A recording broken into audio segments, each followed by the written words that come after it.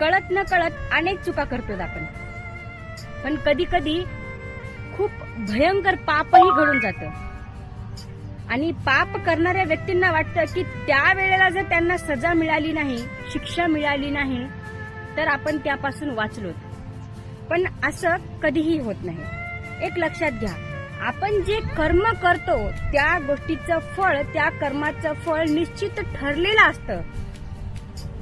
प्रश्न फक्त हा आहे की त्या कर्माचं फळ आज मिळालं की उद्या, या गोष्टीला महत्व आहे.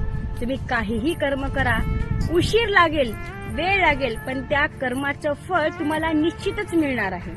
म्हणून सांगते, आयुष्यात विनाकारण कधीच कुणाला त्रास द्यायचा नाही. विनाकारण कधी कसं आहे माहितीये का, एखाद्या गोष्टीला वेळ लागतो, पण त्या गोष्टी कधीच चुकत नाहीत. ज्या गोष्टी आयुष्यात व्हायच्या आहेत त्या होणारच आहेत.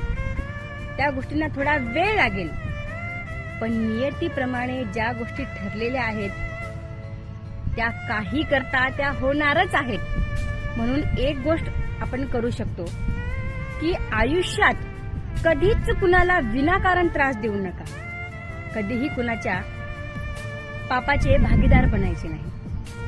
आणि या गोष्टीसाठी सोपं आहे, स्वतःच्या आयुष्यावर लक्ष द्या, दुसऱ्यांच्या गोष्टींमध्ये इंटरफेअर करू नका. यापेक्षा आनंदी कुणीही जगणार नाही. एकदा नक्की ट्राय करून पहा.